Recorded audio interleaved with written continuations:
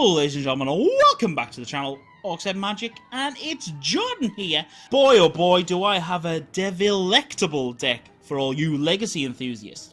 But first, if you like what we do on the channel, please take a quick second and click that subscribe button. So ladies and gentlemen, welcome to the fiery pits.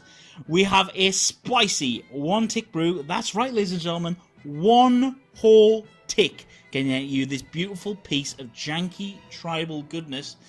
So let's begin by looking at what you get to play with in the deck. So starting off with the creature package, we have Rakdos Cackler. He's a great one drop that can either enter as a 2/2 creature that cannot block, or you can make it a 1/1 chump blocker. It is great late game, it is great early game, it doesn't matter. Gibbering Feed is great long-term pinger. As it enters the battlefield, it'll deal 1 damage automatically. And then at the beginning of our opponent's upkeep, if we have Delirium, he's going to also suffer a damage. And we have great ways of obviously attaining Delirium in the deck. Torch Fiend is an amazing artifact hit on an opponent, as it automatically, you can pay 1 red and sack it to destroy target artifact. But also it has great trade up value, ladies and gentlemen, because it has a 2/1 body, which is great early game. Simprod is an insane value engine, ladies and gentlemen. They're causing damage from its ability to reveal the card on our upkeep.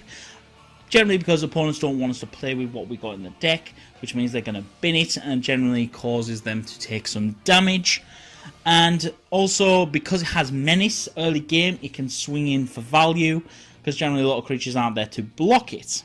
Hellrider is usually our late game damage engine. By causing damage whenever a creature attacks, it will ping our opponent for 1 immediately. This can also be redirected to pesky planeswalkers, which is, may I remind you. Also, the benefit is, because it has haste, it can also attack in the turn it comes down. Impetuous Devils is effectively a removal spell on a body, ladies and gentlemen. As it attacks, you declare a creature has to block it, and they have to block, and generally with the trample damage, because it is a 6/1, ladies and gentlemen, most of the time you are trading up, removing a body, and getting through some trample damage. Also, Pitchburn Devils is also great. It's a 3/3 creature with upside of when it dies, it is pushing 3 damage to either the dome or to a creature, generally something that's blocked it, and you are removing that creature for good. Scourge Devil can help us late game by pushing extra damage by pumping up all our creatures, but it also can be cast back from the graveyard, which is working in conjunction with the Flair of the Hatebound. Not only is this guy packing a punch, and as a 4/2 is standard, it has Undying, so when it does die, it enters the battlefield as a 5/3. Also, better yet, it has the text that whenever a creature enters the battlefield from our graveyard, it will deal damage to either a creature or an opponent with the equal to its power. So it immediately ends the field, and it's doing 5 damage wherever you want it, either to the dome or to a creature to remove a blocker. Moving on to the spells of the deck. We have Dance with Devils. This is effectively our Razor Alarm, but it also has some pinging goodness, ladies and gentlemen, because as they die, it allows us to ping for 1 damage. Impact Champions allow us to push damage to the dome regardless of an opponent's defensive line.